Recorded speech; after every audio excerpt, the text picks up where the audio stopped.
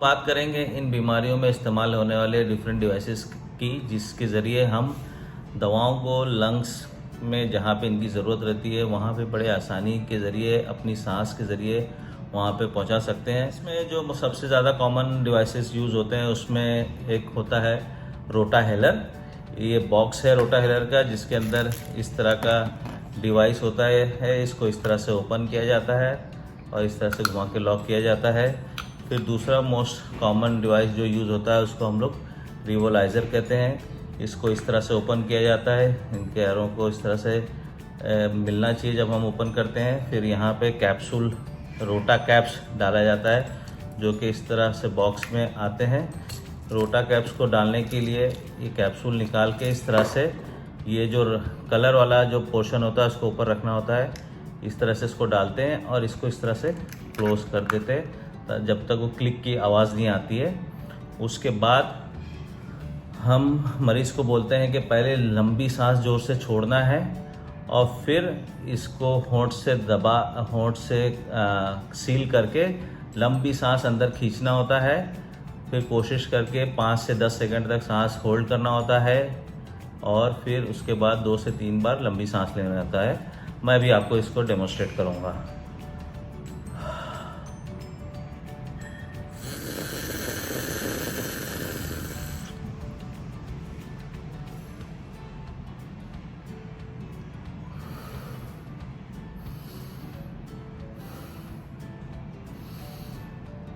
जैसा देखा मैंने, पहले लंबी सांस छोड़ी, फिर इसको मुंह से होंठ से दांतों के बीच में रख के होंठ से दबा के एक सील बनाया।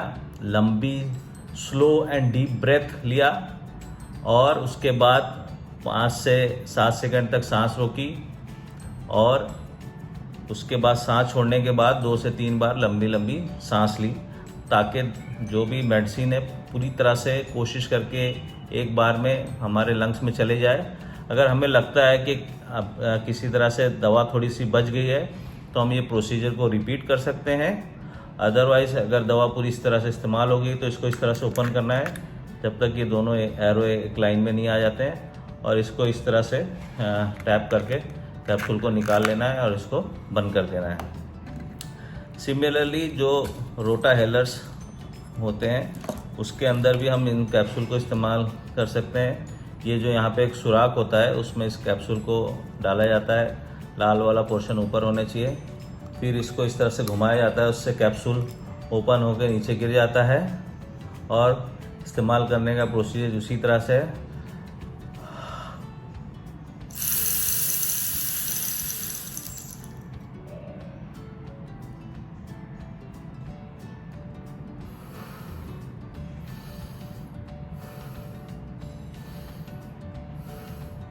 लंबी सांस छोड़ना है।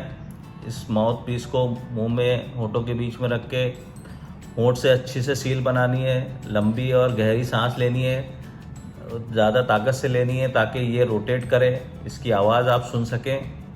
और उसके बाद सांस को रोक के रखें, फिर लंबी सांस छोड़ें, फिर 2-3 बार लंबी लंबी सांस लें और मेडिसिन चेक कर लें कि इसके अंदर जो कैप्सूल है उसकी मेडिसिन यूज़ हुई है कि नहीं। अगर मेडिसिन यूज़ हो गई है तो इसको ओपन करके कैप्सूल को फेंक दें। इन दोनों डिवाइस को यूजुअली क्लीन रखना होता है। हर हफ्ते आप इसको नॉर्मल पानी से साफ़ करके इसको एयर ड्राई कर लें और हो सके तो हर 6 महीने के बाद इसको चेंज करते रहें। हम इनहेलर डिवाइस के बारे में जानेंगे, इसको किस तरह से इस्तेमाल करना होता है। ये मीटर डोज इनहेलर होते हैं जहाँ पे ये इंडिकेटर लगा रहता है कि कितने डोज बच गए हैं, कितने इस्तेमाल हो गए हैं। अगर रेड मार्क आ गया है, अभी जैसे ये हरे पे अगर रेड मार्क आ गया यानी अब दवाएं इसके अंदर की ख़त्म होने वाली हैं। इसके अंदर ये कैप होता है जो माउथ पीस पे लगा होता है। ये कंटेनर होता है जिसके अंदर मेडिसिन रहती है। तो इसको इस्तेमाल करने से पहले इसको अच्छे से शेक करना होता है और इस्तेमाल करने का प्रोसीजर उसी तरह से है, बट इसको दवा को डिलीवर करने के लिए इसको इस तरह से ऊपर से दबाना पड़ता है। जैसे अभी मैं दबाऊंगा तो आप देखिएगा कि इसमें से गैस लीक होती है। तो जब भी अगर आप इसको पहली बार यूज़ करते हैं तो एक बार इसको हवा में फायर करना होता है ताकि जो केमिकल वाला पोर्शन है निकल जाए, या कभी आपने इसको हफ्ता 10 दिन इस्तेमाल नहीं किया तो इसको इस तरह से दबा के गैस रिलीज़ कर सकते हैं। और फिर आपको जब भी इसको इस्तेमाल करना है इसको शेक करें। इसको माउथ पीस को होंठों के बीच में रख के सील बनाएं। इसको प्रेस करते के वक्त आपको लंबी सांस खींचना है और उस तरह से सांस फिर अंदर लेने के बाद होल्ड करना है और फिर उसके बाद 5 से 10 सेकंड होल्ड करने के बाद 2 से 3 बार लंबी लंबी सांस लेना है।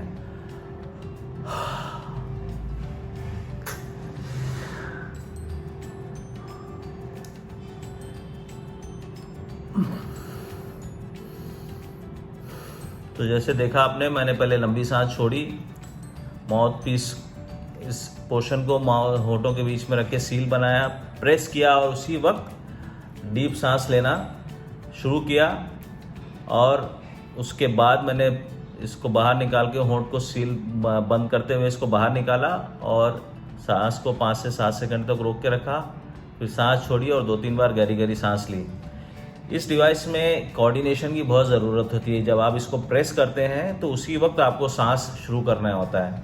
अगर वो मिसमैच हो जाता है तो दवा जो है कई बार मुंह में ज़्यादा रह जाती है और लंग्स में कम जाती है।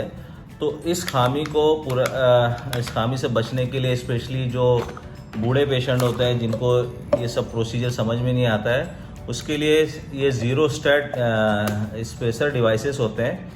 इसके अंदर इस तरह के इसके 2 पार्ट होते हैं। इसको इस तरह से मिला के इसको लॉक करना होता है और इस पोर्शन में हम लोग इन्हेलर को यहाँ पे सेट कर देते हैं। हिलाने के बाद इसमें इसको डाल के इसको फिक्स कर देते हैं और यहाँ पे इसका माउथ कैप होता है जिसको कैप से कवर होता है और इसके ज़रिए होंठ से सील बना के इसको सांस लेना पड़ता है। तो इसमें भी प्रोसीजर इसी तरह से रहता है कि आपने पहले डिवाइस को शेक किया, इस पे लगाया और मरीज़ पहले लंबी सांस छोड़ेगा, उसके बाद ये कैप को हटा के इसके ऊपर होंठों का सील बना के इसमें सांस लेना होता है।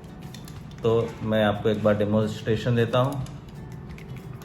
इसको लगा के इसमें प्रेस कर दीजिए, गैस दवा जो इसके अंदर भर जाती है, फ़ौरन इसको खोलिए।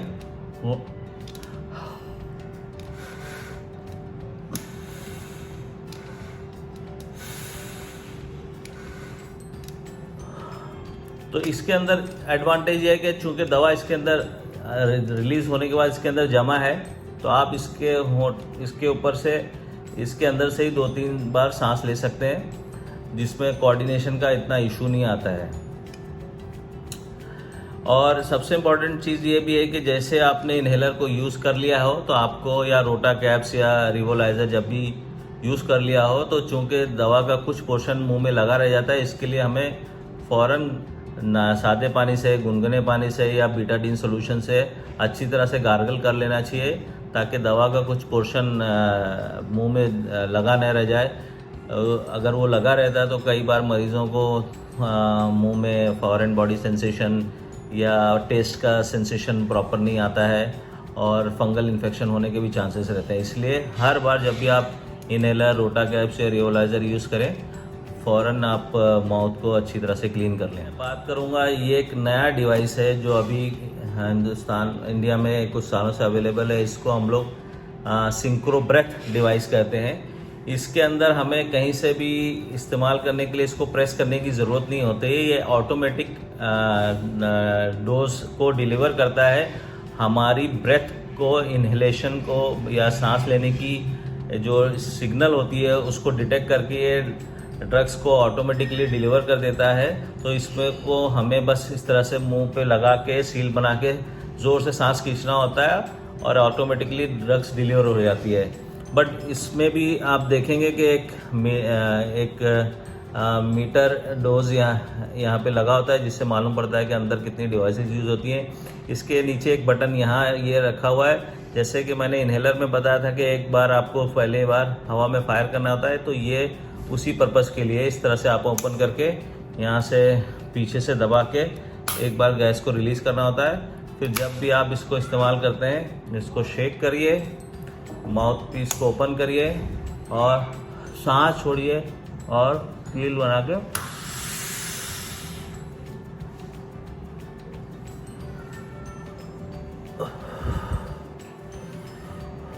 तो आपने देखा होगा कि जब आप इसको खींचते हैं तो एक क्लिक साउंड साउंड सुनाई देती है, जो बताती है कि दवा अब आपके दवा इस डिवाइस से रिलीज़ हो गई है और आपके सांस के साथ वो लंग्स में जा रही है।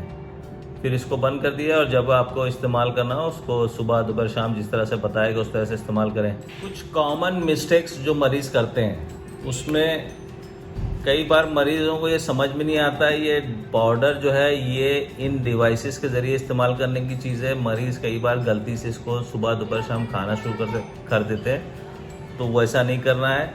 इनको आइदर रोटा कैप्स या रिवलाइज़र के ज़रिए इसको इस्तेमाल करने की ज़रूरत होती है।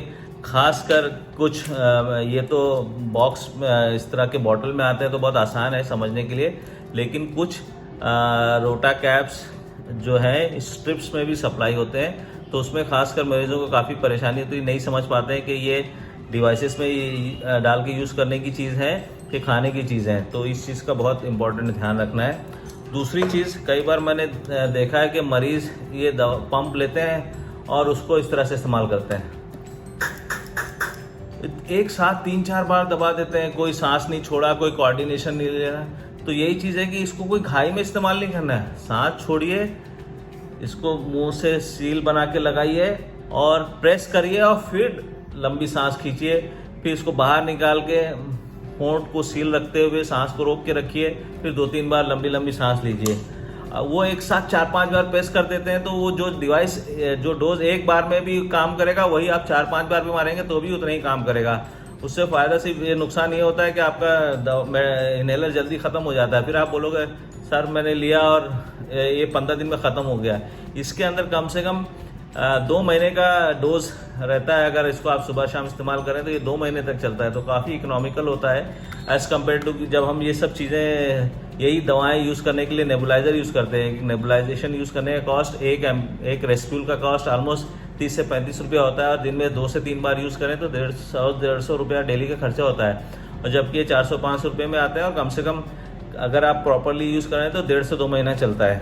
सिमिलरली ये डिवाइसेस में भी एक ही बार एट ए टाइम एक ही बार लेना होता है और एक से ज़्यादा 2 बार लेने की ज़रूरत नहीं है। लेकिन हाँ, अगर आपको कोई सांस लेने में ये सब लेने के बाद भी सांस लेने की दिक्कत हो रही है, 1-2 घंटे में आराम नहीं मिला, तो आप एक्स्ट्रा डोज भी ले सकते हैं। लोगों को इन डिवाइसेस के बारे में ये बहुत मिसकॉन्सेप्शन होता है कि एक बार अगर आपने इन डिवाइसेस को इस्तेमाल करना शुरू किया तो हमेशा ज़रूरत पड़ेगी।